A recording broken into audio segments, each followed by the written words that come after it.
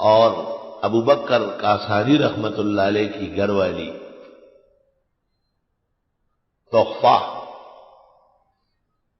اس نے کتاب لکھی تھی تحفۃ الفقہاء 3 جلدوں میں، اور ان کے والد علاء الدین نے اعلان کیا تھا کہ جو اس کتاب کی شرح لکھے اور میری بیٹی پسند کرے اس سے نکاح کراؤں گا۔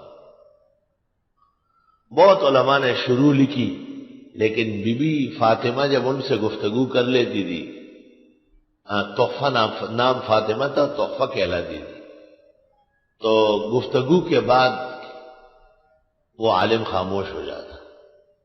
اس نے کہا جو میرے سامنے لاجواب ہے وہ میرا خاوند نہیں ہو سکتا۔ مشہور ہو گیا کہ خاتون نے کتاب لکھی اور مرد جواب نہیں دے سکتے۔ جب ایسا موقع آتا ہے تو حنفی علماء غیرت میں آتے ہیں۔ کاسان سے علاء الدین ابو بکر اتر آیا اور اس نے وہیں سے تحفۃ الفقہاء کی شرح لکھنی شروع کر دی، اور جب بیکن پہنچ رہے تھے، ان کے والد علاء الدین بیکن میں تھے، تو 7 جلدیں مکمل ہو گئی تھی بدائع الصنائع کی، بہترین کتاب ہے ترتیب الشرائع میں۔ علاء الدین کو کتاب پیش کی کہ بی بی کو دکھا دو ذرا۔ بی بی نے پوری کتاب 24 گھنٹے میں مطالعہ کی، پورے 7 جلدیں، اور اپنے ابا جان کو کہا کہ آدمی تو مولوی معلوم ہو رہا ہے۔ علاء الدین نے کہا بیٹی کو تحفہ کو کہ بہترین عالم ہے، تو بس اس کا نام ہی رکھا گیا بدائع الصنائع، دلہن کا مہر۔ بدائع الصنائع کا ایک معنی یہ بھی ہے۔ نکاح منعقد ہوا، اور پھر صورت مسئلہ خاتون لکھتی تھی اور الجواب صحیح ابو بکر کاسانی لکھ لیتے تھے، اور ایسے فتاوی بھی موجود ہے کہ جن میں صورت مسئلہ تو علاء الدین کاسانی نے لکھی ہے اور الجواب صحیح بی بی نے کیا ہے، اور ایسے فتاوی بھی ہے جن میں بی بی نے دستخط کرنے سے انکار کر لیے کہ یہ مسئلہ کمزور ہے، اور مجامع الفقہاء میں ہے کہ وہ تمام مسائل کمزور نکلے ہیں جس سے بی بی ناراض ہوئی۔ اتنی سخت حافظتی فقہ۔ علاء الدین حج کے لیے گئے، ابو بکر کاسانی ملک العلماء، ان کو علماء کا بادشاہ کہا جاتا ہے۔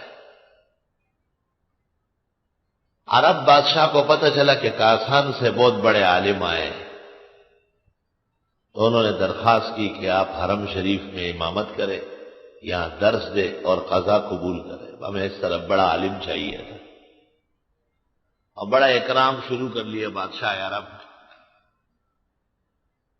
تقرر ہو گیا اور شاہی قافلہ مل گیا، وہ روانہ ہو گیا کاسان، اور اس نے بی بی کے نام خط لکھا کہ عرب بادشاہ ہم پر مہربان ہوا، اس نے ہمیں 3 مناصب دے دیے، ایک امامت حرم کی، دوسری تدریس اور تیسری قضا، آپ بال بچوں کے آ جائیں۔ بی بی نے جو خط دیکھا برہم ہو گئی، سخت غصے ہو گئے، اور خط کو پلٹ کے دوسری طرف لکھا، ایک ہی سفر میں اور ایک ہی بادشاہ سے ملاقات میں سب کچھ دین اور علم بھول گئے۔ آپ کو پتہ نہیں ہے کہ بادشاہوں کے ہاں عہد قبول کرنا امام ابو حنیفہ کے علم اور عمل کے خلاف ہے۔ آپ نے موت قبول کی لیکن بادشاہوں کا عہد قبول نہیں کیا، آپ میں جرأت کہاں سے آئی؟ اور آپ کو پتہ نہیں ہے کہ امام ابو حنیفہ کے نزدیک حرمین میں مستقل سکونت مکروہ ہے، آئے اور جائے، آئے اور جائے۔ اور آپ یہ حدیث بھی بھول گئے جس میں ہے لا یخلون احدکم بالاجنبیہ، کوئی عورت اجنبی مرد کے ساتھ سفر نہیں کر سکتی۔ تم نے قافلہ اجنبیوں کا بھیجا ہے، اس کے ساتھ میں جاؤں گی، یہ جائز؟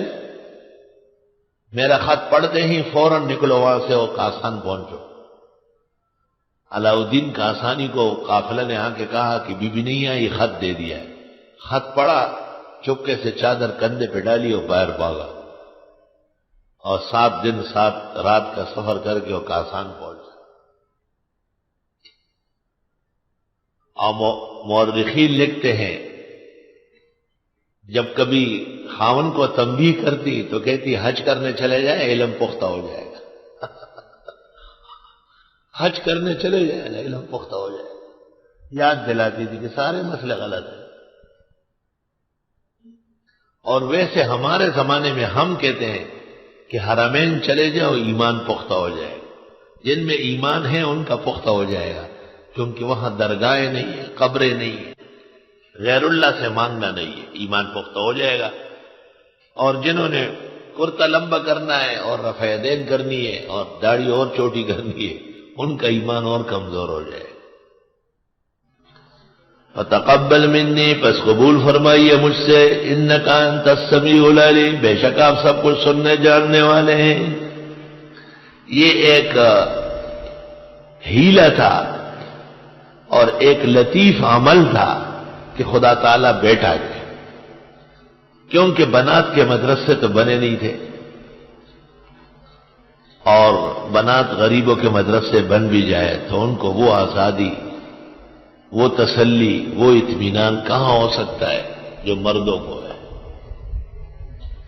آپ سامنے بیٹھ کے پڑھ رہے ہیں، وہ عمر بھر کے لیے پردوں میں کمروں میں بند ہے۔ بجلی چلی بھی جائے تو آپ سامنے بیٹھ کے دیکھتے ہیں، کچھ نہ کچھ سن سکتے ہیں۔ ذرا سی بجلی میں خرابی آ گئی ہے تو ان کا سبق ختم ہو گیا۔ خاتون کی ساخت علم کے لیے نہیں ہے، خاتون کی ساخت اور مصالح کے لیے ہے، لیکن خاتون کی اس ساخت کو اگر علم کے لیے استعمال کیا جائے تو جہل سے بہتر ہے۔ اور تاریخ میں بڑی بڑی عورتیں تھیں جو بڑے علوم کی مالک تھی۔ عائشہ صدیقہ پیغمبر کا پورا علم ضبط کر چکی ہے۔ نووی نے شرح صحیح میں لکھا ہے، افقہ هذه الامہ بعد الاربعہ، ابو بکر، عمر، عثمان و علی کے بعد اس امت کی بڑی عالمہ حضرت عائشہ ہے۔ اور عائشہ صدیقہ کے بڑے بڑے صحابہ کرام پر علمی گرفت موجود ہے۔ الاصابہ فیما اخذت عائشہ علی الصحابہ، مقبلی یمنی نے کتاب لکھی۔